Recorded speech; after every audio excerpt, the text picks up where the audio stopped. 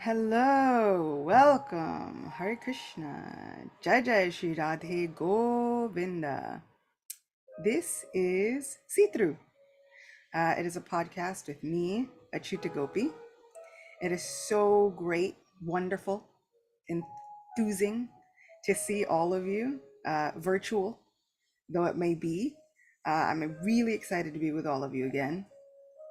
It's been 2 weeks since we had our last see-through session, but now we're back and ready to go, more brilliant than ever. We have been reading Krishna book, and we will continue reading Krishna book. But first, we can have a little Mangalacharna just to set the mood, set our intentions, and have our minds fixed on the pastimes of our dearest, supreme best friend, Govinda Shri Krishna.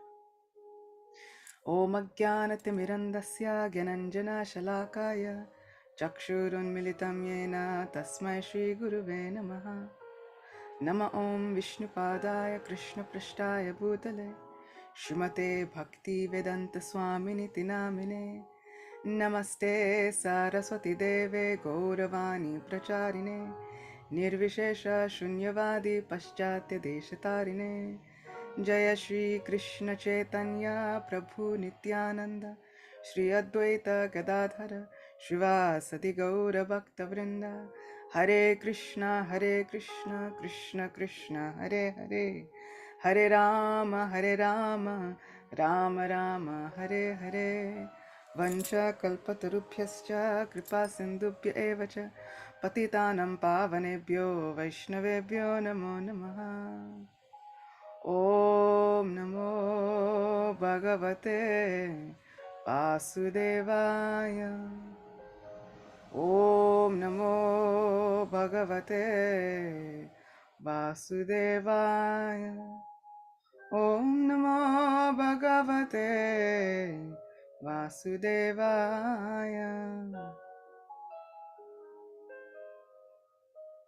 I feel ready. I instantly feel better and more prepared and equipped to begin our session. So we've been traveling throughout these sessions to Sri Vrindavan Dham from wherever we are. We have been using the magic of Krishna book, which is a summary study. So a summary of the 10th canto of the Srimad Bhagavatam, lovingly, painstakingly put together by Srila Prabhupada for all of us. We were speaking about the fact that Srila Prabhupada has said that for those who are hoping to gain solace and to gain the association of Srila Prabhupada even after he left these earthly pastimes, we would have Krishna book. We would have Krishna book to help us through it, to help see us through, which is why this podcast is See Through. We are journeying with one another with our hearts bared, open and honest, and we are just trying to help one another see through these Vedic scriptures to try and make them somehow relevant for us, to try and gain some transparency. So this is See Through, and we've been reading Krishna book just to try and give ourselves some solace. I will put the link for the Veda base and Krishna book up in various chat places, either the chat box on YouTube or the chat box on Patreon. So for those who are in Patreon, we have a Zoom room and they get to read along with us. And if you'd like to, the link for Patreon is also in the chat box on YouTube so that you can join in and you can be part of our Zoom party where we have listeners of all ages with us. Okay, we've got kids, we've got adults, we've got kids at heart, we've got all kinds. We've got me. I'm definitely one of the kids at heart. So we get to go on an adventure all together with Krishna. Today we are journeying to a very special place in Vrindavan, which is about a 3-minute walk from the temple of Madan Mohan. So it's very, very close. If you are riding in a rickshaw, you will most likely pass it at some point. It is a place on the banks of the Jamuna. And so now we can transport ourselves from wherever we are sitting, to Vrindavan, where all of the dust feels like velvet, where this dust is chintamani. It sparkles, it glistens, quite literally. There are jewels nestled in every nook and cranny of Vrindavan, at the bases of trees, up in the branches. There are steps and sitting places made of precious stones. And there are even emeralds nestled into the rafters of the barns for all of the animals. Imagine a place with such opulence. I actually cannot even properly imagine it all. I have realized through reading Krishna book and through reading different Krishna pastimes that I know nothing about real opulence. I have no idea even how to conceive of that kind of real opulence, where there are pearls on trees. Yes, on trees. Because usually pearls come from the ocean or freshwater lake. But there are certain pastimes where Krishna decides to plant pearls in the soil of Vrindavan. And then he waters them with milk and yogurt, and from them come pearl plants. Maybe we will get to a point and I will read that story. It's quite a thrilling tale. And it is known as one of these miracles that sprouts up in Vrindavan. But this is our Vrindavan. This is the place where we can escape to now, away from any of the problems, anxieties, headaches, the worries of whatever our lives may be throwing at us. For the next little while, let's give it all a second to not exist. Now nothing has to exist except for us and this pastime with Krishna. We now enter the divine realm of Sri Vrindavan Dham, the Vrindavan Dham that is nestled within every single heart and is available to every single person. Before I got to go to Vrindavan, I had kind of grown up hearing, well, if you haven't been to Vrindavan, you haven't lived. You haven't lived, and your spiritual life is sorely missing out, and good luck to you. Also good luck, because you can't even buy a ticket to Vrindavan. You just have to get there on your past pious merits. And if you haven't been there, well, woe is you, because you must not have any past pious merits. And so for over 30 years, I felt really dejected and heartbroken. Like, what does that mean for me? Am I cursed? Like, what's happening? And if anyone is out there feeling the same, I say to you, we've come in contact with Vrindavan every Monday that we've come together to speak about the divine realm of Vrindavan. Where Krishna's lotus feet are, there is Vrindavan. And Krishna says he resides within every single heart. So whether we have the funds or not, whether we have the ability or not, we can always access Sri Vrindavan Dham. None of us should think that we are unfortunate. None of us should think that we are in any way losing out, because Srila Prabhupada came to bring Vrindavan to every single corner of the earth. This was Srila Prabhupada's mission, leaving Vrindavan where he had been living to come and create mini Vrindavans all over the world. Because it's understandable that maybe we won't all be able to travel there. But now, through the vehicle and the medium of the mind and the heart, we can. We are there. Thanks to Srila Prabhupada and Krishna book, we're there. I promise. So, we come to a very wonderful ghat, a little platform place within the banks of the Jamuna. And at this point of the Jamuna, there's a little separated lake. Separated for good reason. I'll tell you about that in a second. But this lake had been kind of separated, but it was within the Yamuna. But it wasn't so connected that the water would run off into the rest of the river. The water of the Jamuna is dark, like Krishna. And therefore, she's often called Krishna. She's also called Kalindi. And this Yamuna river takes a form as a gopi. Would you like to know which gopi she is? The Yamuna takes the form of the gopi named Vishaka. So when we see Vishaka, we can understand that everyone is serving Krishna in so many ways, even in a variety of different forms.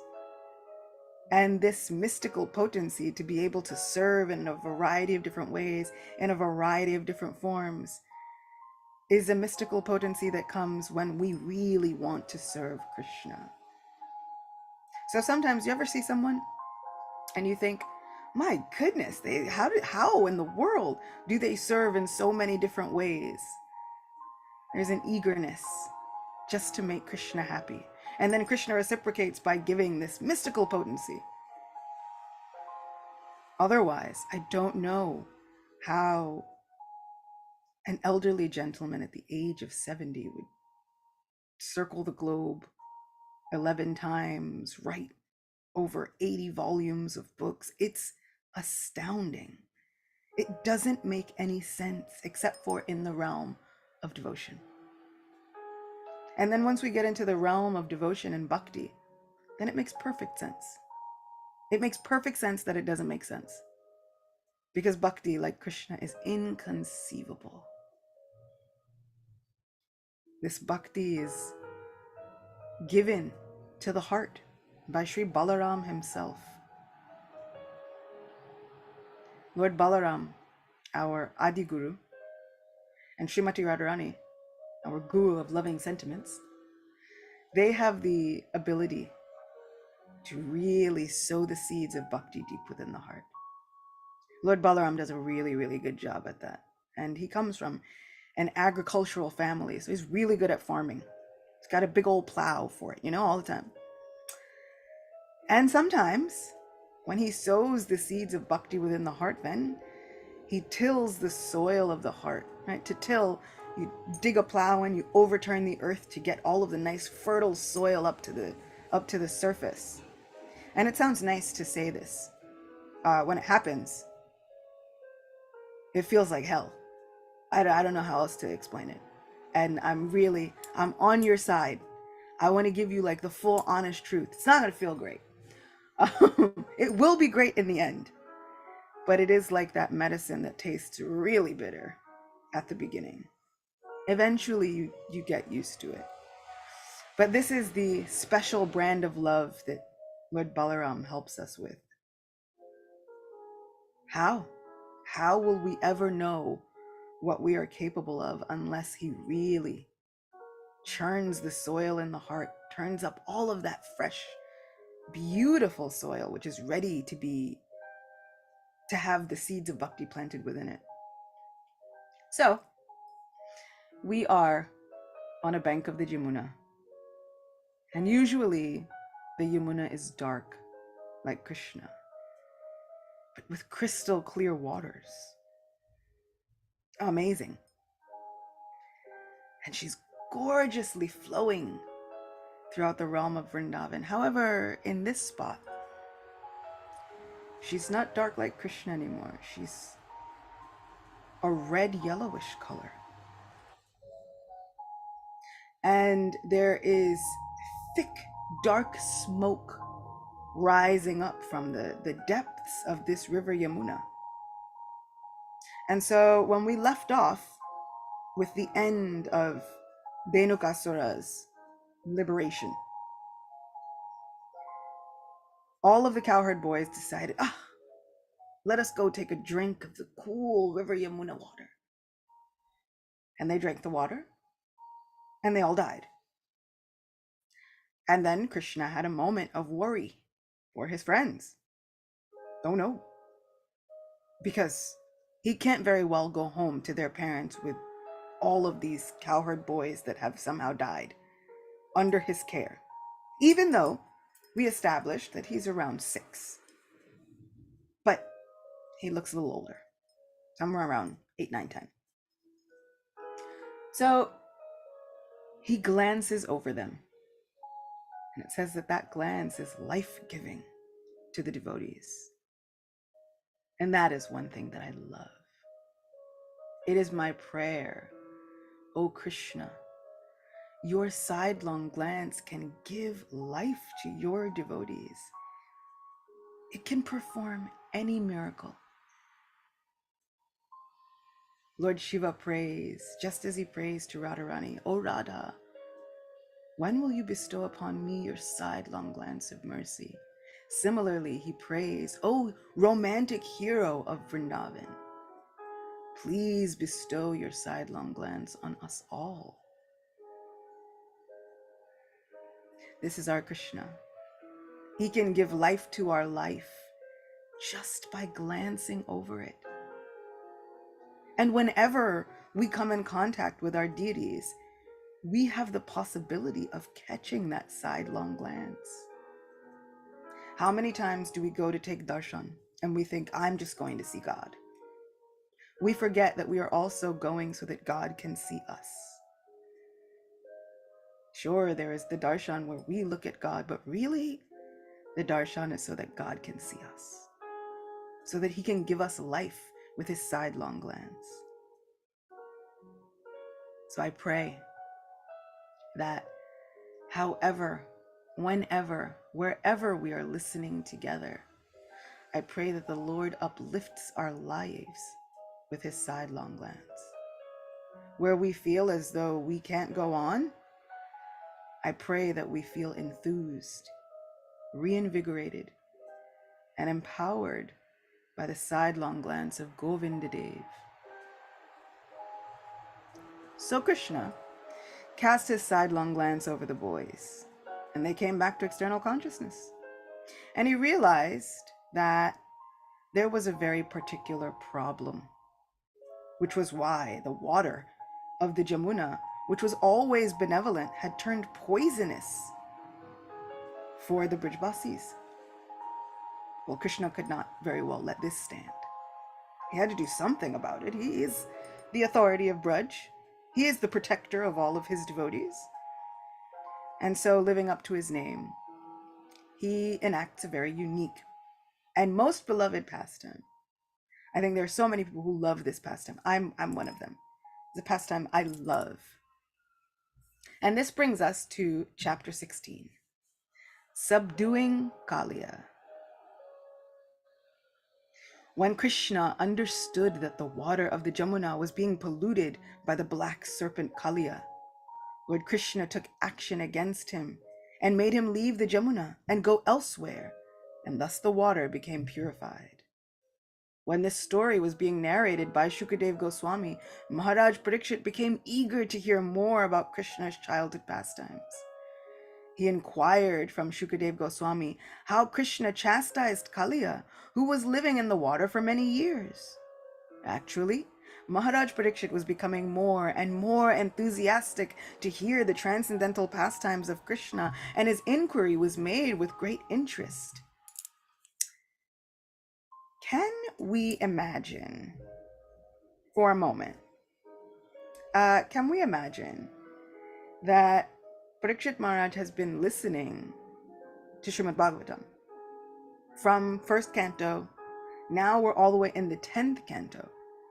Can we imagine all that he's heard? He's heard about Narada Muni. He's heard about the Kumaras. He's heard about Vyasdev and his despondency. He's heard about the universal form.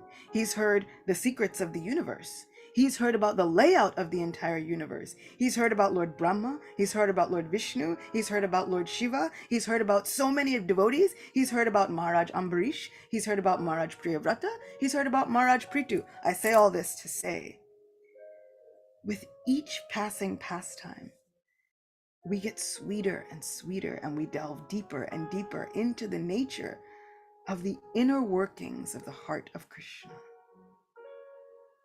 He's been hearing so much about Lord Narayan, and now he hears about the concentrated form from which Lord Narayan comes.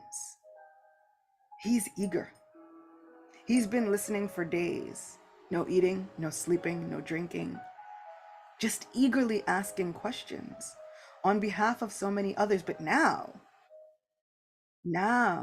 we have the pastimes of Krishna, who, let's not forget, was Parikshit's own family member. So, just to put it into context, in case we're all not aware, so we can all be acquainted with our family, Parikshit Maharaj was the son of Abhimanyu and Uttara. Abhimanyu was the son of Arjuna. Arjuna, of course, is the cousin brother of Krishna.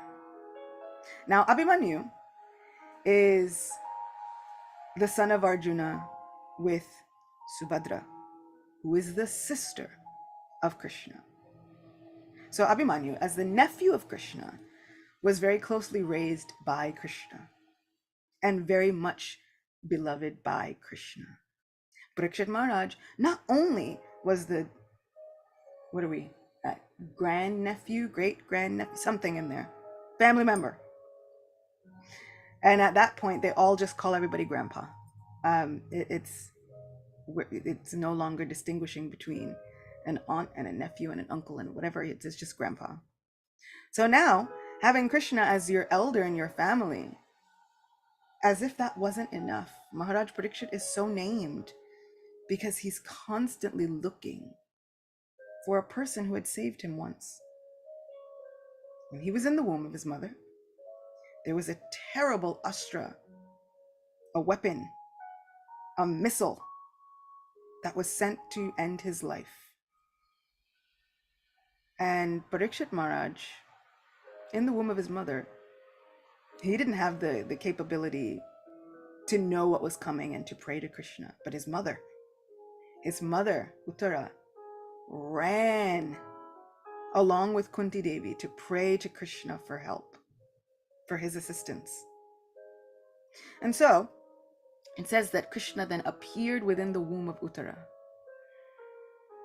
and he encircles the child with his club and his disc, protecting this embryo. How incredible is Krishna? As we get further within Srimad Bhagavatam, even Parikshit Maharaj hears that the body that he used to have had already been burnt by this missile. Krishna gives the embryo a new body. And within the womb of his mother, Parikshit Maharaj saw a very incredible vision, an effulgence that was so bright, a personality with 4 arms. Somehow this person was wearing a golden, like lightning dhoti with a belt and a reddish, wondrous jewel, Kaustubha. I mentioned that because it's going to be important. We'll get to it in a second.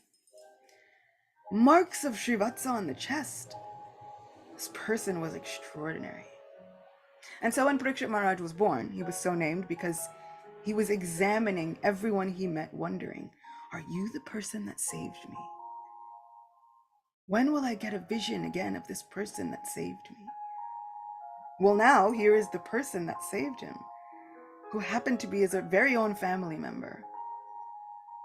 And so because Parikshit Maharaj did not get a chance to have time with Krishna, now he is soaking in all of this narration. You ever research your family tree and find out that there's somebody really cool in your family, and then you think, oh, I have to find out everything I can about this person. Somebody tell me more. Like, really, tell me more.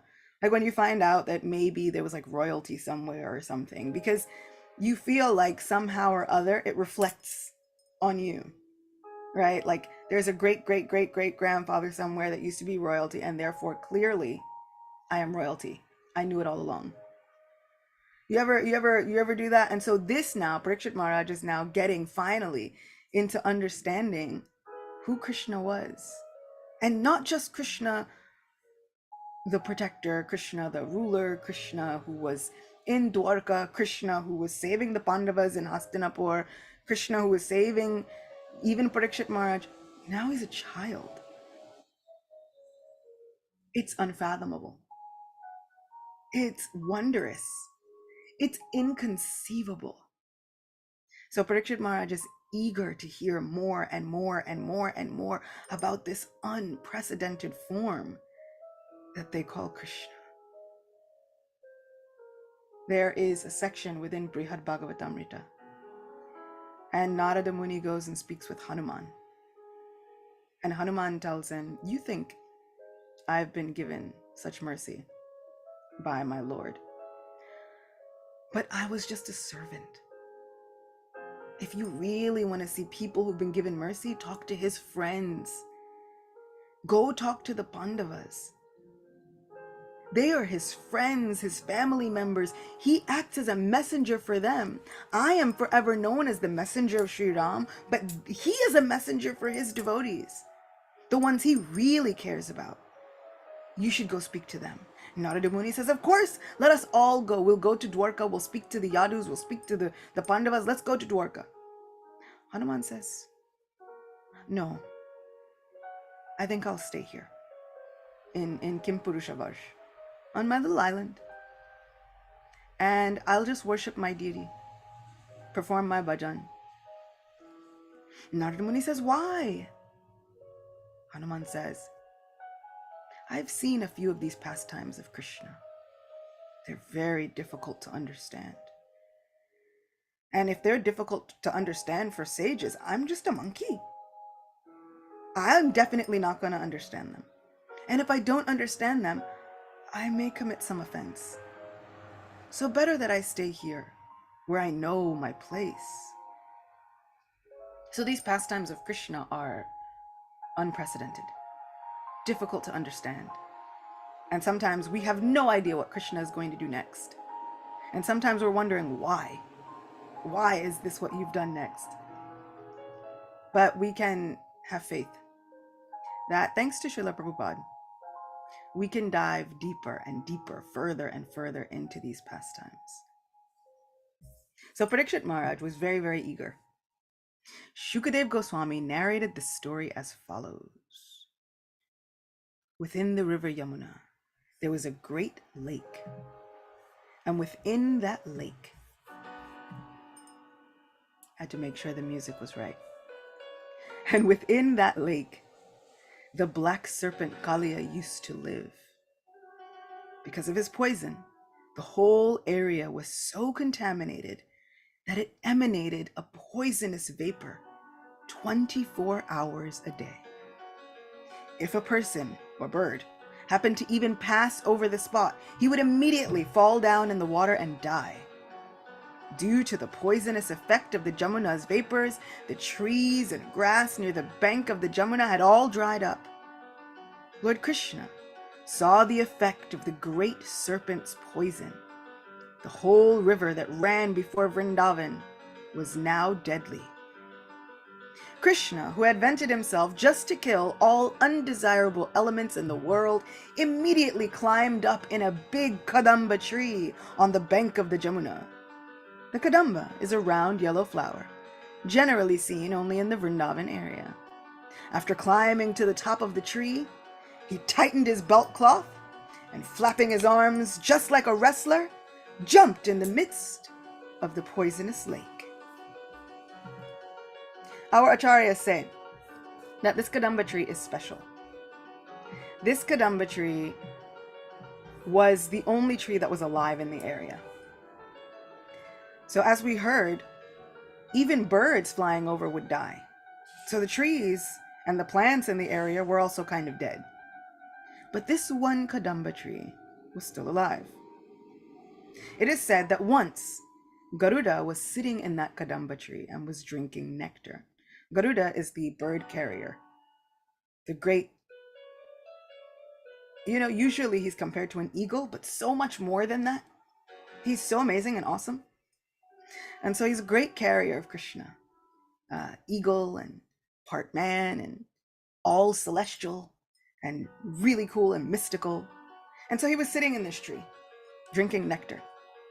And they say that the tree maintained its life even through the poison of Kaliya, just hoping that one day it would be graced with Krishna's footprints. It lived on the hope of one day just coming in contact with Krishna. Can we be like that tree? When it looks like there's poison spewing around us in our lives, can we remember that we've been blessed with the nectar from our previous acharyas? And can we live our lives with the hope that one day Krishna will grace us with his presence? Because with that hope, that tree maintained its life. And as we see, it got its wish. So Krishna jumped on this Kadamba tree, tightened his belt in many other places, and we'll continue with this Kalia story even next week. Because you know how I love to let's just keep going. Same pastime, let's hear it again and again, because why not? So many pastimes. They say he ties back his curls, he straightens his top knot, he reties his turban so it's all nice and tight. Then he tightens his belt. And then he slaps his arms like a wrestler. Then he's ready. Which I think is really adorable. I think some of my favorite parts in the pastime is when Krishna really gets ready to go for the action. And I feel like this is one of those moments. I was remembering. There was a lecture in Radhadesh one year, just before Radhadesh Mellows. And Kadamba Kanana Swami was giving the lecture. And he was speaking about this pastime. And he kind of equated it to an old Western movie. He's like, you ever see the old Western movies and the people got a showdown at sunset? It's like, be ready with your guns blazing. And that's kind of how he said it. It was really funny.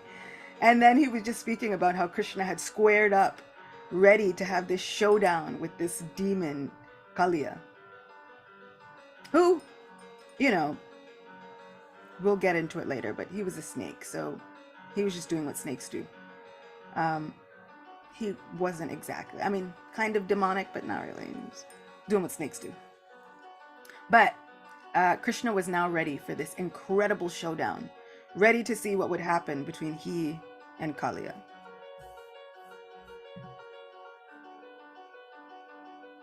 The Kadamba tree from which Krishna had jumped was the only tree there which was not dead. See? Some commentators say that due to touching the lotus feet of Krishna, the tree became immediately alive.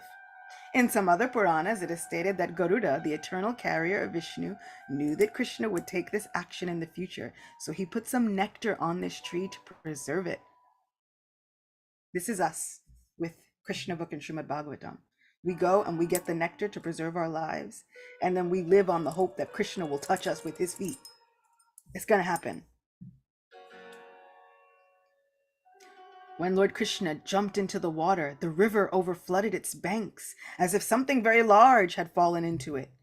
This exhibition of Krishna's strength is not at all uncommon, because he is the reservoir of all strength. When Krishna was swimming about just like a great strong elephant, he made a tumultuous sound which the great black serpent Kalia could hear. The tumult was intolerable for him, and he could understand that this was an attempt to attack his home. Therefore, he immediately came before Krishna. Kalia saw that Krishna was indeed worth seeing because his body was so beautiful and delicate.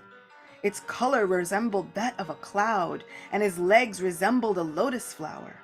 He was decorated with Srivatsa, jewels, and yellow garments. He was smiling with a beautiful face and was playing in the river Jamuna with great strength.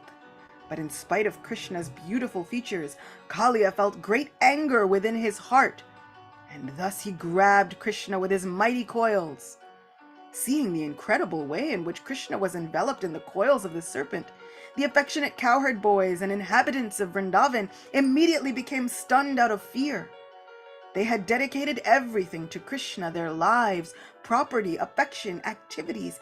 Everything was for Krishna. And when they saw him in that condition, they became overwhelmed with fear and fell down on the ground. All the cows, bulls, and small calves became overwhelmed with grief, and they began to look at him with great anxiety. Come on, even the cows. How adorable. Everyone is thinking, if only I could, I would go save Krishna. Even the cows, even the little calves. How adorable is Vrindavan Dham? Out of fear, they could only cry in agony and stand erect on the bank, unable to help their beloved Krishna. While this scene was taking place on the bank of the Jamuna, there were ill omens manifest.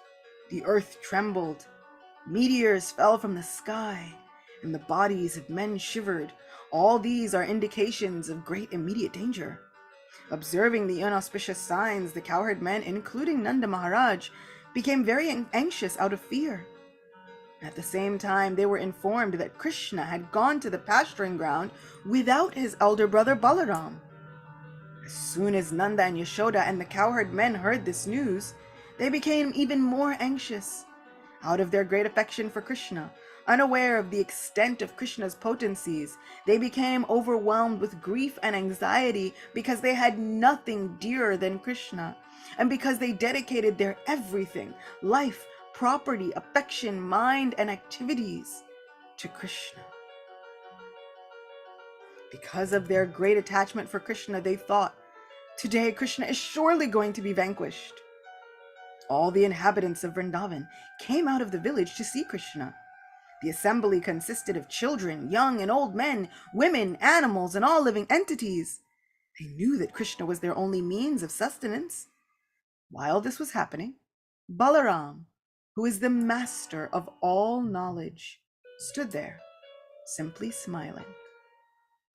He knew how powerful his younger brother Krishna was, and that there was no cause for anxiety when Krishna was fighting with an ordinary serpent of the material world. He did not therefore personally take any part in their concern. In Srimad Bhagavatam, the word that they use for Balaram, the name, that means the master of all intelligence, is Madhava. Usually we hear of Madhava as the Lord of springtime. This is Krishna, the Lord of sweetness. But it also means the master of all intelligence, and in this case, it is a name for Balaram. How sweet that both Balaram and Krishna are Madhava, both of them, two Madhavas. And so if you've ever been so attracted to the name Madhava, Krishna and Balaram are both yours.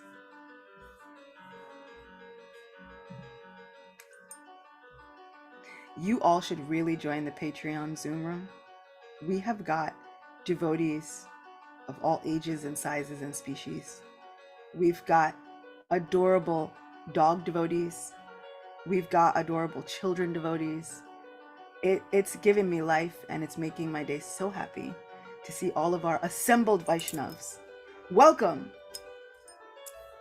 These are esteemed guests, especially the furry ones. So Balaram did not take any part in their concern. On the other hand, all the inhabitants of Vrindavan, being disturbed, began to search out Krishna by following the impression of his footprints on the ground, and thus they moved towards the bank of the Jamuna. Finally, by following the footprints marked with flag, bow, and conch shell, the inhabitants of Vrindavan arrived at the riverbank and saw that all the cows and boys were weeping to behold Krishna enwrapped in the coils of the black serpent. So, when we follow the orders and the instructions of our Guru, like Balaram, it will lead us to follow the footprints of Krishna. Can we allow our lives to become like the lives of the Brijbasis? Can we allow ourselves to be caught up and looking for Krishna so vehemently that we recognize his footprints and we can follow those footprints on the orders of our spiritual masters? It's possible. We can do it if we allow ourselves to.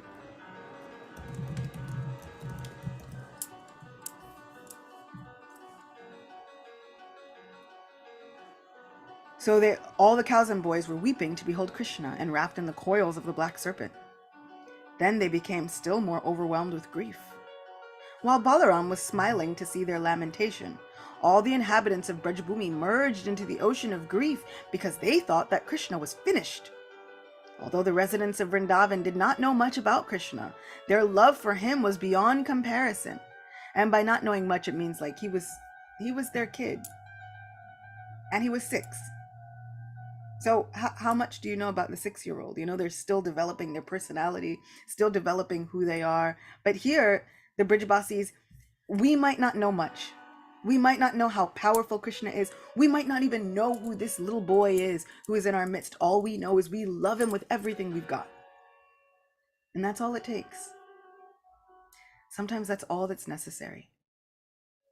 We might not know everything about Krishna. We might not know every shloka. We can try, but we might not know every shloka. We might not be able to memorize great lengths of scriptures. But we can know one thing for sure, that Krishna is our everything. That Krishna is our all in all. That Krishna is our great reciprocator. And as we love him, he will love us.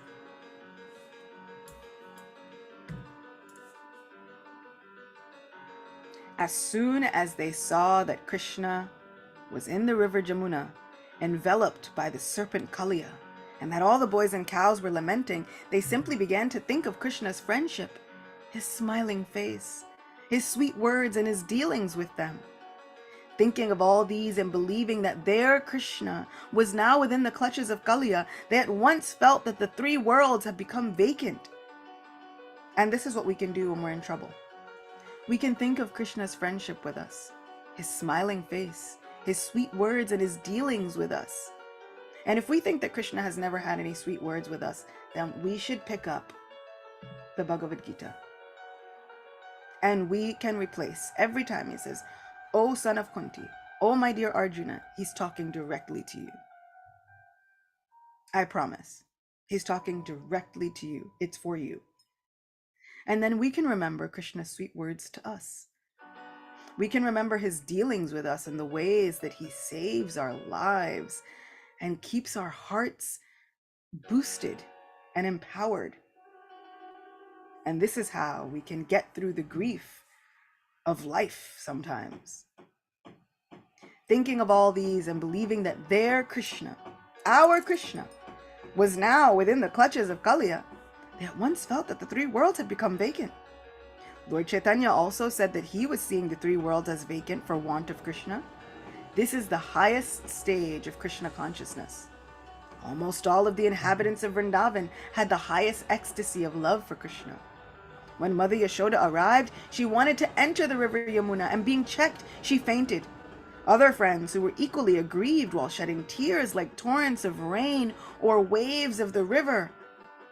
But in order to bring Mother Yashoda to consciousness, they began to speak loudly about the transcendental pastimes of Krishna. And that is key. We should find friends that when we are in trouble and when we feel like we can't go any longer, they will loudly speak the glories of Krishna's transcendental pastimes to us. I guarantee you it saves lives. It really works. It works so much. And you might start off thinking, Why is this person telling me about these pastimes? I have real problems in my life. Like, there are bills that need to be paid. There are all kinds of things that are happening. Everything is falling down around us. I have real problems. But the longer they speak, somehow something happens. Krishna magic occurs. And we're no longer consumed with the fire of those anxieties anymore. Somehow Krishna makes a way, even just through hearing about his transcendental pastimes. So friends, find that friend and keep them close. The friend that when you are in trouble and when you desperately need it, will loudly tell you the transcendental pastimes of Sri Krishna. And then when in doubt, if you can't find one, you can always go back to these videos on YouTube. They're there for forever. I'll be the friend, even if I can't be there personally. YouTube is always there. So it works. It'll happen. So they began to speak loudly about the transcendental pastimes of Krishna to bring Mother Yashoda to consciousness. Mother Yashoda remained still, as if dead, because her consciousness was concentrated on the face of Krishna. Nanda and all others who dedicated everything, including their lives, to Krishna, were ready to enter the waters of the Yamuna, but Lord Balaram checked them, because he was in perfect knowledge that there was no danger. For 2 hours, Krishna remained like an ordinary child gripped in the coils of Kaliya. But when he saw that all the inhabitants of Gokula, including his mother and father, the gopis, the boys, and the cows, were just on the point of death, and that they had no shelter for salvation from imminent death, Krishna immediately freed himself. He began to expand his body, and when the serpent tried to hold him, he felt a great strain. On account of the strain, his coils slackened, and he had no other alternative but to let loose the personality of Godhead Krishna from his grasp. Kalia then became very angry, and his great hoods expanded. He exhaled poisonous fumes from his nostrils, and his eyes blazed like fire, and flames issued from his mouth. The great serpent remained still for some time, looking at Krishna, licking his lips with bifurcated tongues. The serpent looked at Krishna with double hoods, and his eyesight was full of poison. Wow. Talk about evil eye.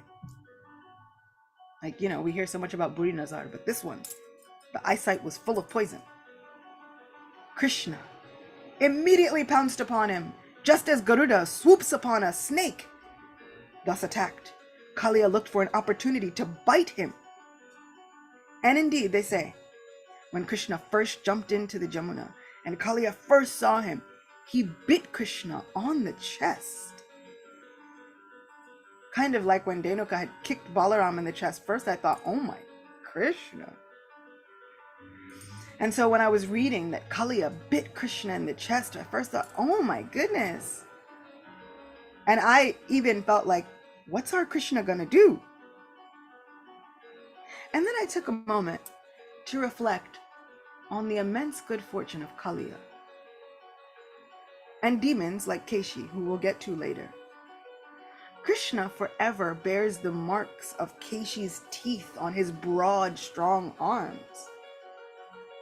Kalia bit Krishna in the chest. So, I just want to get close enough. Maybe I won't bite him, but I want to get close enough to. This is some rare good fortune. Imagine being close enough to the chest of the Supreme Personality of Godhead that you could bite him. Okay, maybe not hard, maybe just lovingly. But it's inconceivable to me. This great fortune of this Kaliya serpent. Yeah, one of my friends do like just a little nibble. Like I feel like, all glories to this Kaliya. How did you get such good fortune? We'll hear about that next week. We'll hear about Kaliya's whole backstory. We'll get a whole thing. It'll be fine. But that's fortune I never even thought. Like to get close enough. Or like the cows, to get close enough to lick Krishna's body. I'll take whatever I can get. I just want to get that close. If I can just get close enough. to reach out and come in contact with Krishna's body. My goodness. Do we even need anything else? To get close to that little boy who's dark like a monsoon cloud, but effulgent. So effulgent as anything. Oh. And he's so handsome. So he looked for another opportunity to bite him, but Krishna moved around him. As Krishna and Kaliya moved in a circle. See, this is the part where Kadamba Maharaj was talking about the big showdown, where they're circling each other in the wild, wild west. This is Krishna and Kaliya. And it made such an impression on me that I remembered it years later. So now, they have a great showdown. As Krishna and Kaliya moved in a circle, the serpent gradually became fatigued, and his strength seemed to diminish considerably.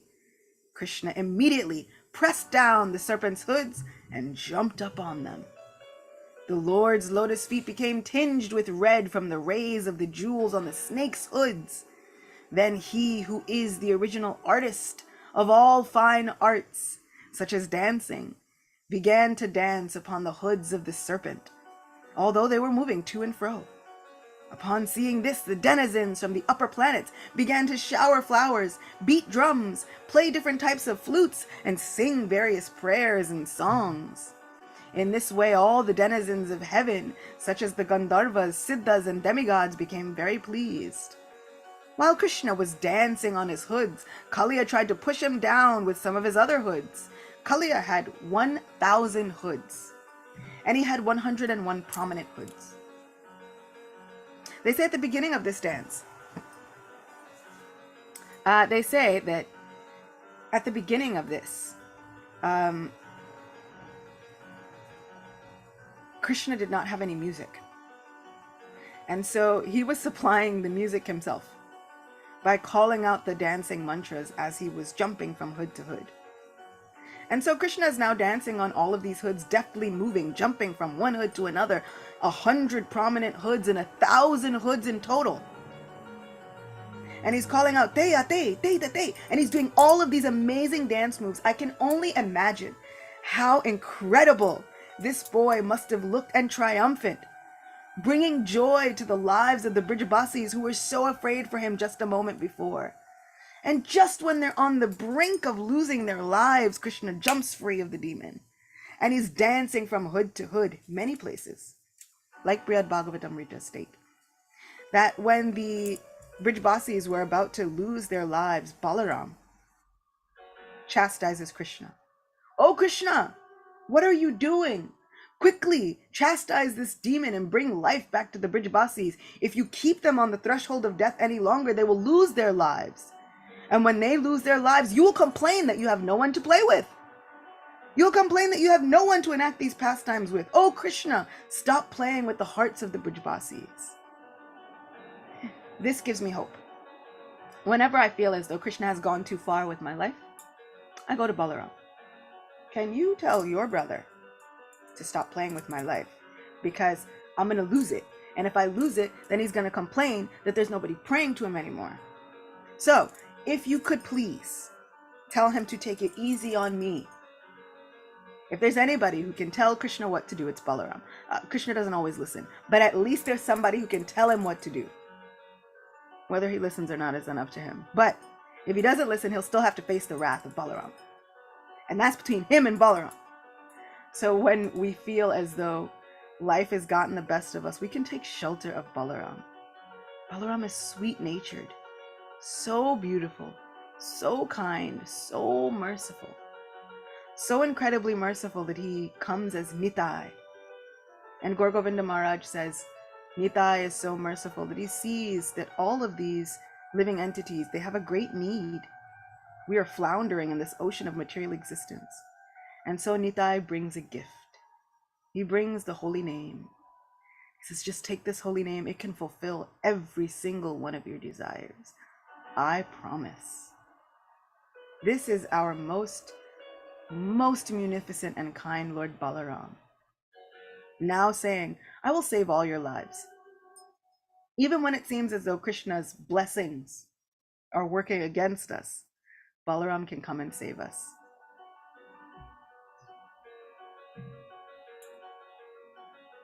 So, Kalia had about 100 hoods, but Krishna took control of them. He began to dash Kalia with his lotus feet, and this was more than the serpent could bear. Gradually, Kalia was reduced to struggling for his very life. He vomited all kinds of refuse and exhaled fire. While throwing up poisonous material from within, Kalia became reduced in his sinful situation. Out of great anger, he began to struggle for existence and tried to raise one of his hoods to kill the Lord. The Lord immediately captured the hood and subdued it by kicking it and dancing on it. It actually appeared as if the Supreme Personality of Godhead Vishnu was being worshipped. The poisons emanating from the mouth of the serpent appeared to be like flower offerings. Kalia then began to vomit blood instead of poison. He was completely fatigued.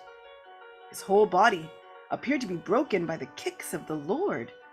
Within his mind, however, he finally began to understand that Krishna was the Supreme Personality of Godhead, and he began to surrender unto him. He realized that Krishna was the Supreme Lord, the master of everything. And it is at this point that they say that Kaliya's wives, the Nagapatnis, come forward. Why did they wait until this time? They say they had some doubts about Kaliya, the Nagapatnis. The wives of Kaliya had some doubts. They had previously been ready to leave Kaliya because Kaliya was not exhibiting any Vaishnav tendencies.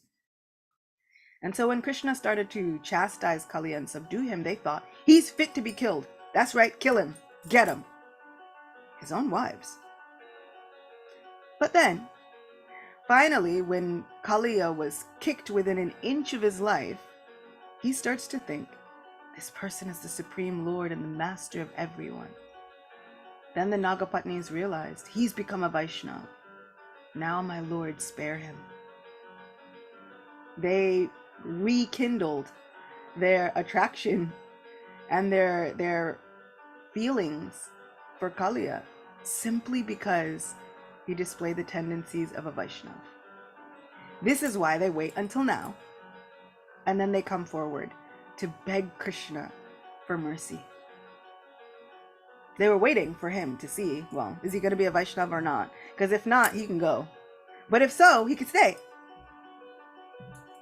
The wives of the serpent, known as the Nagapatnis, saw that their husband was being subdued by the kicking of the Lord within whose womb the whole universe remains.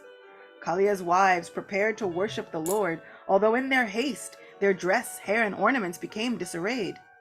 They also surrendered unto the Supreme Lord and began to pray.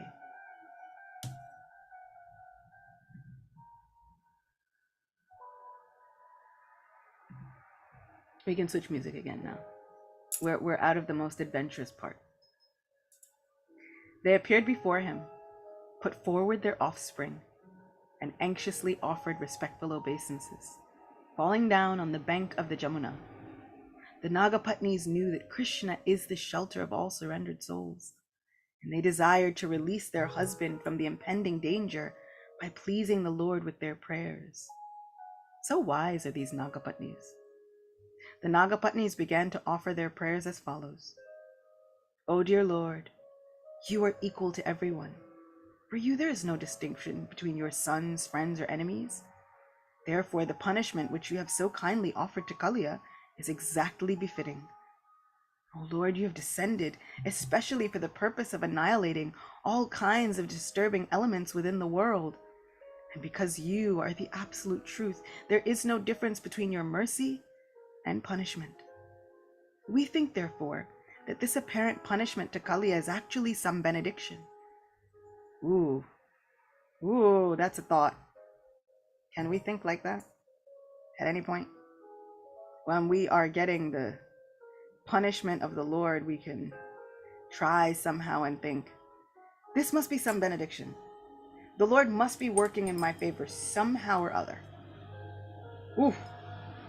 And the Lord shows that it's not easy. His punishment to Kalia was not easy. Kalia was struggling for his life. It's not easy.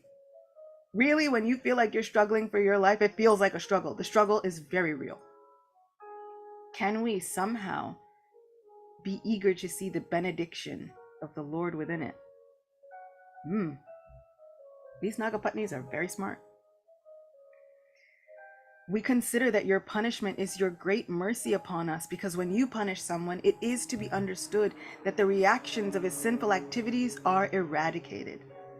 It is already clear that this creature, appearing in the body of a serpent, must have been overburdened with all kinds of sin.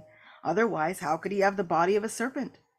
Your dancing on his hoods reduces all the sinful results of actions caused by his having this body of a serpent.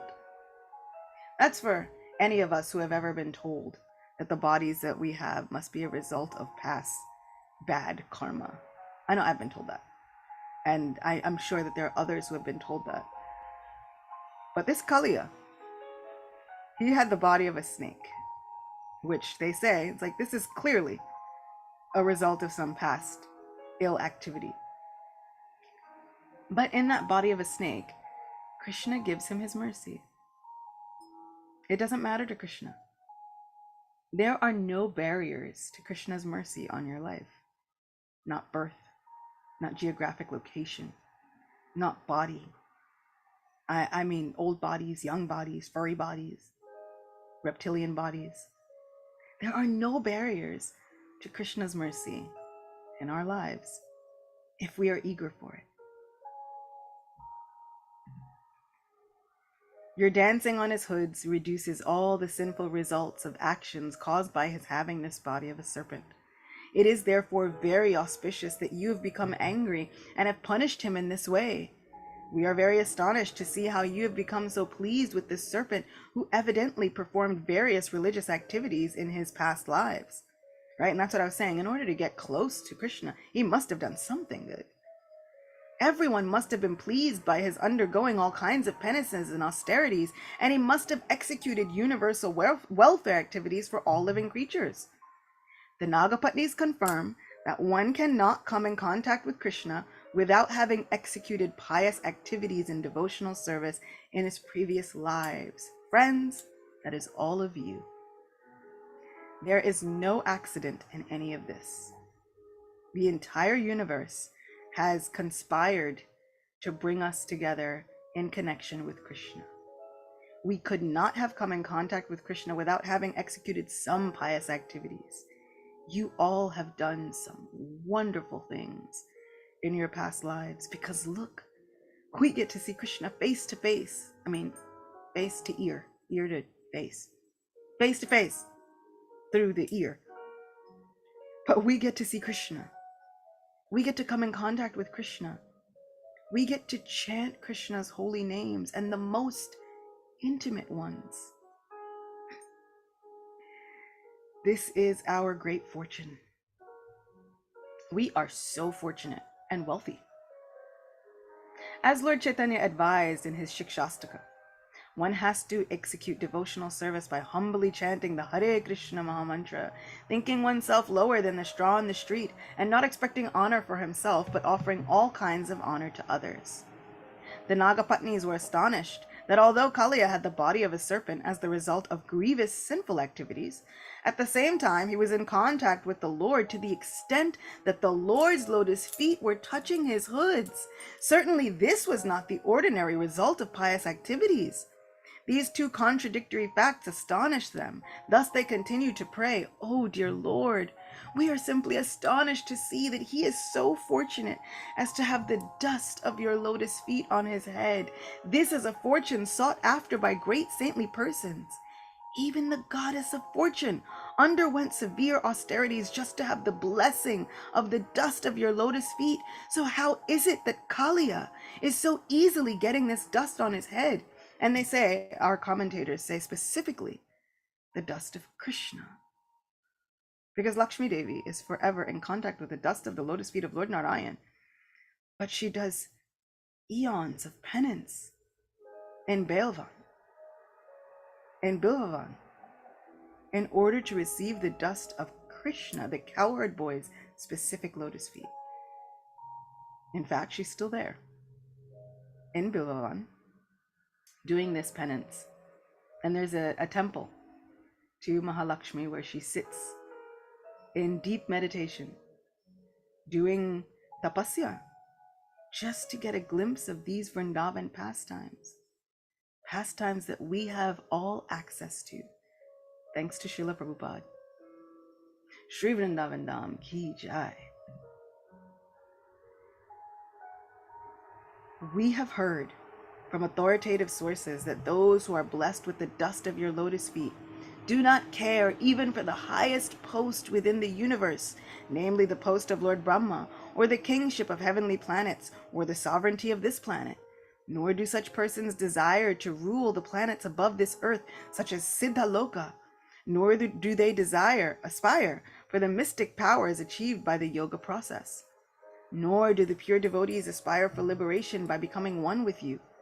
My Lord, although he is born in a species of life which is fostered by the most abominable modes of material nature, accompanied with the quality of anger, this king of serpents has achieved something very, very rare. So when they say he's fostered by the most abominable modes of material nature, accompanied with the quality of anger, they ask the Lord, please excuse him. He's not really doing anything extraordinary for a snake. He's a snake. Snakes are going to be angry. And they're going to be envious. And they're going to behave like snakes. So could you excuse him for behaving as per his nature? Living entities who are wandering within this universe and getting different species of life can very easily achieve the greatest benediction only by your mercy. It is also confirmed in the Chaitanya Charitamrita that the living entities are wandering within the universe in various species of life, but by the mercy of Krishna and the spiritual master, they can get the seed of devotional service, and thus their path of liberation can be cleared. We therefore offer our respectful obeisances unto you, the Nagapatnis continued, our dear Lord, because you are the Supreme Person. You are living as the Supersoul within every living entity. Although you are transcendental to the cosmic manifestation, everything is resting in you. You are the personified, indefatigable, eternal time. The entire time force is existing in you, and you are therefore the seer and the embodiment of total time in the shape of past, present, and future, month, day, hour, moment, everything. In other words, O Lord, you can see perfectly all the activities happening in every moment, in every hour, in every day, in every year, past, present, and future. You are yourself the universal form, and yet you are different from this universe. You are simultaneously one and different from the universe. We therefore offer our respectful obeisances unto you. You are yourself the whole universe, and yet you are the creator of the whole universe. You are the superintendent and maintainer of this whole universe, and you are its original cause. Although you are present within this universe by your three qualitative incarnations, Brahma, Vishnu, and Maheshwar, you are transcendental to the material creation. Although you are the cause of the appearance of all kinds of living entities, their senses, their lives, their minds, their intelligence, you are to be realized by your internal energy. Let us therefore offer our respectful obeisances unto you, who are unlimited, finer than the finest, the center of all creation, and the knower of everything. Different varieties of philosophical speculators try to reach you. You are the ultimate goal of all philosophical efforts, and you are actually described by all philosophies and by different kinds of doctrines. Let us offer our respectful obeisances unto you, because you are the origin of all scripture and the source of knowledge. You are the root of all evidences, and you are the Supreme Person who can bestow upon us the supreme knowledge. You are the cause of all kinds of desires, and you are the cause of all kinds of satisfaction. You are the Vedas personified. Therefore, we offer you our respectful obeisances. Our dear Lord, you are the Supreme Personality of Godhead Krishna, and you are also the Supreme Enjoyer, now appeared as the son of Vasudeva, who is a manifestation of the pure state of goodness. You are the predominating deity of the mind and intelligence, Pradyumna and Aniruddha. You are the Lord of all Vaishnavas. Ah, how wonderful. You are the Lord of all Vaishnavas. By your expansion as the Chaturvyuha, namely Vasudeva, Sankarshan, Aniruddha, and Pradyumna, you are the cause of the development of mind and intelligence. By your activities only, the living entities become covered by forgetfulness or discover their real identity. This is also confirmed in the Bhagavad Gita, 15th chapter, which is one of my favorite verses. The Lord is sitting as the supersoul in everyone's heart, and due to his presence, the living entities either forgets himself or revives his original identity. We can partially understand that you are within our hearts as the witness of all our activities, but it is very difficult to appreciate your presence, although every one of us can do so to some extent. You ever notice that?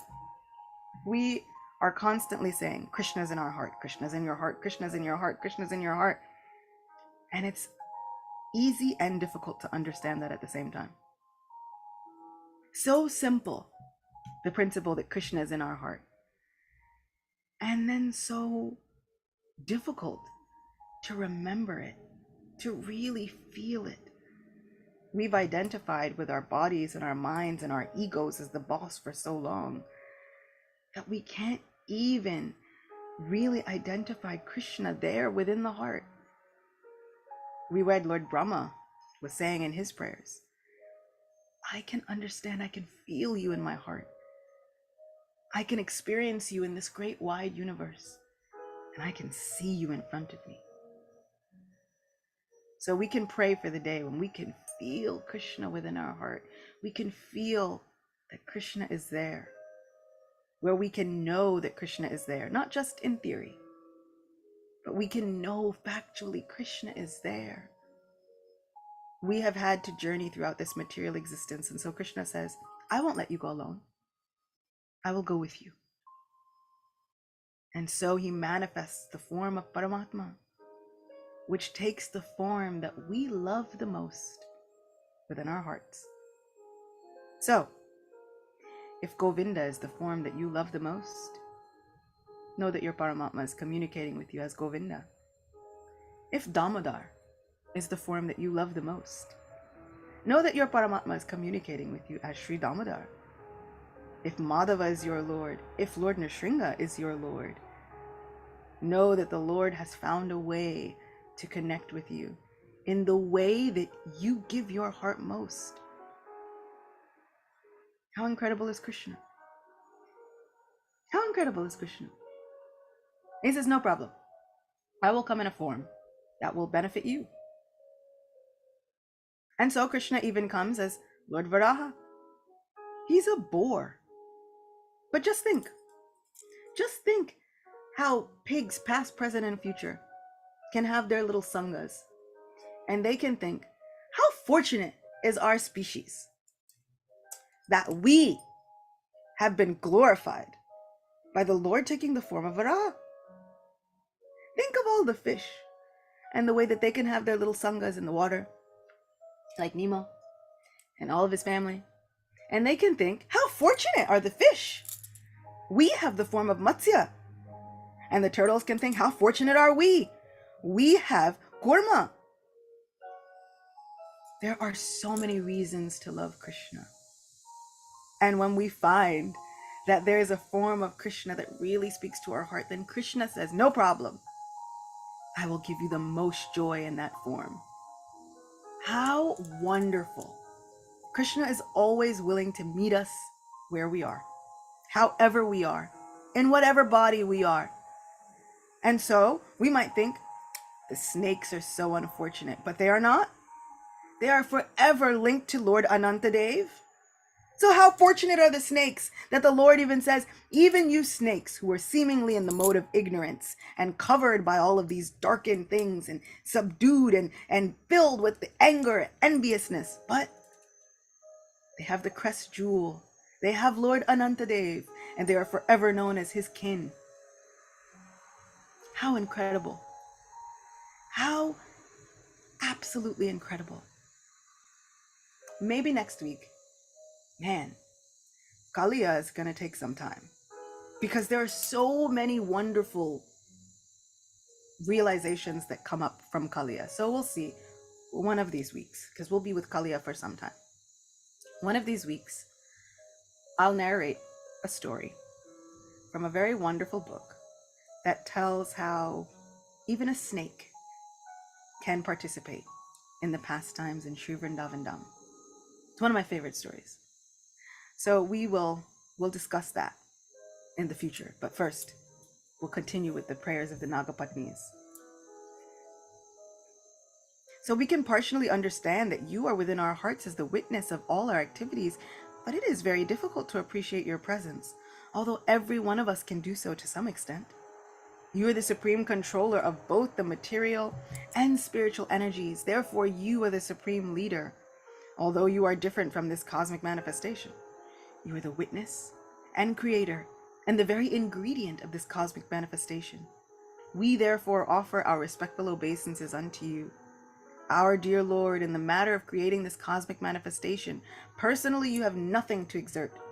By expending your different kinds of energy, namely the mode of goodness, the mode of passion, and the mode of ignorance, you can create, maintain, and annihilate this cosmic manifestation. As the controller of the entire time force, you can simply glance over the material energy, create this universe, and energize the different forces of material nature, which are acting differently in different creatures. No one can estimate, therefore, how your activities are going on within this world. Our dear Lord, although you have expanded into the three principal deities of this universe, namely Lord Brahma, Lord Vishnu, and Lord Shiva, for creation, maintenance, and destruction, your appearance as Lord Vishnu is actually for the benediction of living creatures. Therefore, for those who are actually peaceful and who are aspiring after the supreme peace, worship of your peaceful appearance as Lord Vishnu is recommended. They keep bringing up the peaceful Lord Vishnu because they want the Lord to stop being angry. Fun fact. So they keep saying, you're so peaceful. Look how peaceful you are. Like, just don't be angry anymore. It's okay. Just stop being angry. Oh Lord, we are submitting our prayers unto you. You can appreciate that this poor serpent is going to give up his life. You know that for us women, our lives and everything are our husbands. Therefore, we are praying unto you that you kindly excuse Kalia, our husband, because if this serpent dies, then we shall be in great difficulty. Looking upon us only, please excuse this great offender. Our dear Lord, every living creature is your offspring, and you maintain everyone. This serpent is also your offspring, and you can excuse him although he has offended you, undoubtedly without knowing your potency. We are praying that he may be excused this time. They say, just one time, excuse him. Our dear Lord, we are offering our loving service unto you, because we are all eternal servitors of your lordship. You can order us and ask us to do whatever you please. Every living being can be relieved from all kinds of despair if he agrees to just abide by your orders. After the Nagapatnis submitted their prayers, Lord Krishna released Kaliya from his punishment. Kaliya was already unconscious from being struck by the Lord. Upon regaining consciousness and being released from his punishment, Kaliya got back his life force and the working power of his senses. With folded hands, because that's all he could do, he was too weak to actually pay full-on obeisances. He could just give a little feeble, oh. With folded hands, he humbly began to pray to the Supreme Lord Shri Krishna. My dear Lord, I have been born in such a species that by nature I am angry and envious, being in the darkest region of the mode of ignorance. Your lordship knows well that it is very difficult to give up one's natural instincts, although by such instincts the living creature transmigrates from one body to another. It is also confirmed in the Bhagavad Gita that it is very difficult to get out of the clutches of material nature. But if anyone surrenders unto the Supreme Personality of Godhead, Sri Krishna, the modes of material nature can no longer act on him. My dear Lord, Kalia continued, you are therefore the original creator of all kinds of modes of material nature by which the universe is created. You are the cause of the different kinds of mentality possessed by living creatures by which they have obtained different varieties of bodies. My dear Lord, I am born as a serpent. Therefore, by natural instinct, I am very angry. How is it then possible to give up my acquired nature without your mercy? It is very difficult to get out of the clutches of your Maya. By your Maya, we remain enslaved. My dear Lord, kindly excuse me for my inevitable material tendencies. Now you can punish me or save me as you desire. After hearing this, the Supreme Personality of Godhead, who was acting as a small human child, ordered the serpent thus: "You must immediately leave this place and go to the ocean. Leave without delay. You can take with you all your offspring, wives, and everything that you possess. Don't pollute the waters of the Yamuna. Let it be drunk by my cows and cowherd boys without hindrance." The Lord then declared that the order given to the Kalia snake be recited and heard by everyone, so that no one need fear Kalia any longer. Anyone who hears the narration of the Kalia serpent and his punishment will need fear no more the envious activities of snakes. How cool is that? The Lord also declared, "If one takes a bath in the Kalia lake where my cowherd boyfriends and I have bathed, or if one fasting for a day offers oblations to the forefathers from the water of this lake, he will be relieved from all kinds of sinful reactions." The Lord also assured Kalia, "You came here out of fear of Garuda, who wanted to eat you in the beautiful land by the ocean. Now, after seeing the marks where I have touched your head with my lotus feet, Garuda will not disturb you." The Lord was pleased with Kalia and his wives. Immediately after hearing his order, the wives began to worship him with great offerings of nice garments, flowers, garlands, jewels, ornaments, sandal pulp, lotus flowers, and nice eatable fruits. In this way they pleased the master of Garuda, of whom they were very much afraid. Then, obeying the orders of Lord Krishna, all of them left the lake within the Yamuna. Thus ends the Bhaktivedanta purport of the 16th chapter of Krishna, subduing Kalia. Shri Vrindavan Dham ki jai. So where we began our yatra was at Kaliya. And so there are so many great, wonderful things, benedictions that are given if you visit Kaliya, if you bathe there, if you offer oblations to your forefathers with water from Kaliya. But Kaliya is there for us. And these pastimes are similarly here for us. Whether we feel as though we've been born in a body that is filled with anger, or whether we've been feeling like we've been born in a body that just does not seem to fit in anywhere, we can remember that Krishna has specifically made a place for every single one of us. Ah, right, I mentioned the Kaustubha gem. So the Kaustubha jewel, earlier, remember? The Kaustubha jewel that Krishna normally wears as Lord Narayan was kind of unmanifest in his pastimes up until now. Because it is a very, very specific jewel that everybody knows belongs to Lord Narayan. And if Krishna had it, they would be thinking, why does this kid have this jewel?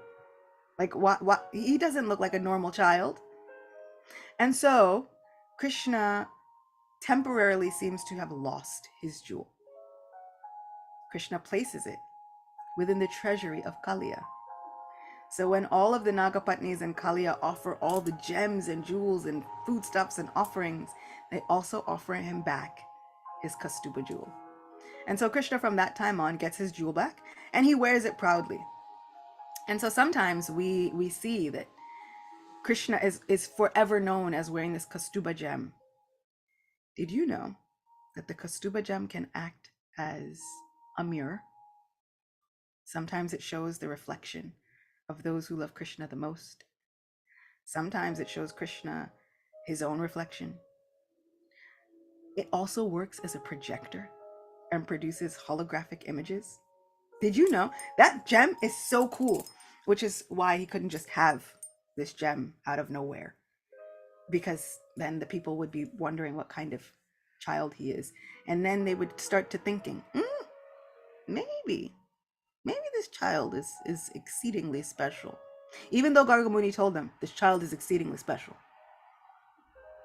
They thought, I know, but every astrologer says that, like you go to the astrologer and you always hope the astrologer will say you have favorable planets, you'll be very wealthy. For every guy that I've ever known, it's like you could become a sannyasi and a great leader. I'm like, it's like the run of the mill. Everybody's like hopefully fortunate astrological chart. So Garga Muni says, this child is exceedingly special. Be just like Lord Vishnu. You should protect him carefully. Do all the things. Make sure that he's always in your lives, and then you'll be happy forever. And they say, yes, yes, yes, yes, yes. But also, he eats dirt. You may have said he's very special, Gargarishi. And yes, we really do. We believe in your words, but also he eats dirt. He eats dirt. He passes urine on people's floors. He steals from their houses. This is the same Krishna. He's gonna dance on Kaliya's hoods, but he grabs on to the hand of Mother Yashoda when there's lightning. Oh Maya, I'm afraid. And so there are times when, and we spoke about this before, she ties up Krishna and Balaram. Balaram says, don't you know who my younger brother is? He's the source of all incarnations. He has all the incarnations within him. She says, oh, all the incarnations are there. He says, yes, and I am Anantadev. I'm the source of all Vishnu. She says, oh, really? All these incarnations have just somehow appeared in my house. You expect me to believe this when this is the child who comes running, crying to me, oh Maya, it's dark. Oh Maya, there's thunder. This is the source of all incarnations. And she tells Balaram, you leave from here before I raise my stick at you too. And Balaram has to be quiet. This is Krishna. And so he did not want that they should look at him too differently. So if he got the jewel as a gift from the Nagas, then that makes more sense. And so now he's reunited with his Kastuba gem, who I'm really, really looking for the story behind this. This Kastuba gem appears later, takes a human form as Maharaj Kulashekar, who famously penned the Mukunda Mala Stotra.